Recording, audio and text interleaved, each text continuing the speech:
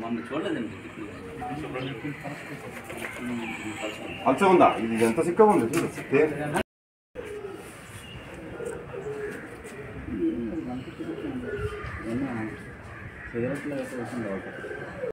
ఐదు కోట్ల 2 లక్షలు చెప్పారు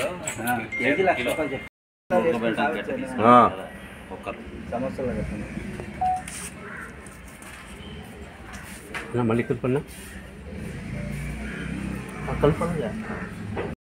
చాలా ప్రమాదం అందులో టోలింగ్ అనేసి ఒక లిక్విడ్ వేస్తారు నచ్చినట్టు వాటర్ లాగే ఉంటుంది ఘాట్ స్మెల్ దాన్ని ప్రసంగించుకుంటాం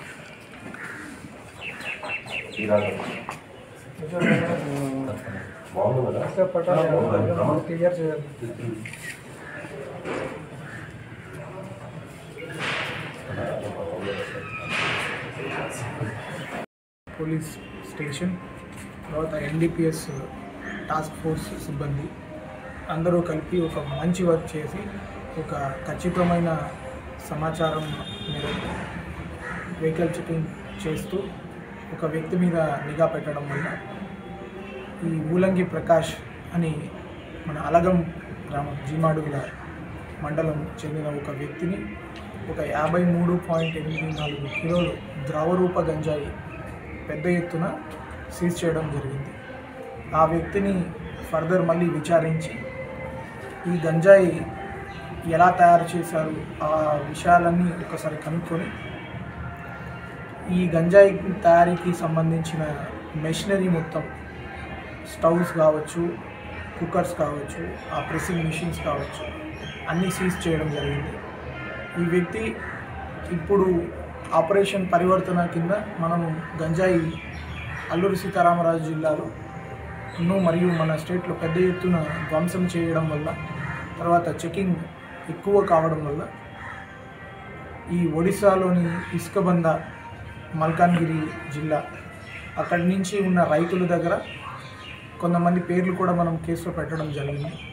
వాళ్ళందరూ దగ్గర నుంచి ఈ కర్ణాటక, కేరళ, రాజమండ్రికి సంబంధించిన వ్యక్తుల దగ్గర అడ్వాన్స్ తీసుకొని ఈ గంజాయిని ప్రొక్యూర్ చేసుకొని వాళ్ళకి ఈజీగా ట్రాన్స్పోర్ట్ చేసేటట్లు ఈ ద్రవరూప గంజాయిని తయారు చేసి ఎక్స్పోర్ట్ చేయడానికి రెడీ అవుతున్న క్రమంలో మనం పట్టుకోవడం జరిగింది.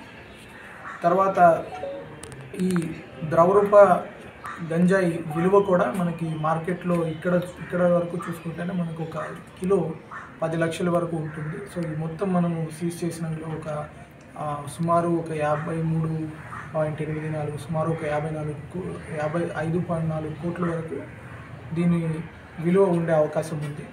ఇంకా అది బెంగళూరు మార్కెట్, కేరళ మార్కెట్ లాంటి ముందుకెళ్తే దాని విలువ ఇంకా పెరిగే అవకాశం ఉంది. సో ఇది ఈ మంచి ఇన్ఫర్మేషన్ జనరేట్ చేసి మంచి వర్క్ చేసిన చింతపల్లి సర్కిల్ సిఐ గారికి, తర్వాత ఎస్ఐ గారు, అన్నవరం ఎస్ఐ అందరికీ నా అభినందనలు. ఎస్పెషల్లీ స్టాఫ్ కూడా కొన్ని ఇంటీరియర్ ఏరియాలో ఎలక్షన్ ఒత్తిళ్ళు, ఎలక్షన్ టైంలో కూడా ఇట్లాంటి మంచి క్యాచ్ పట్టుకోవడం చాలా హర్షణీయం. Thank you.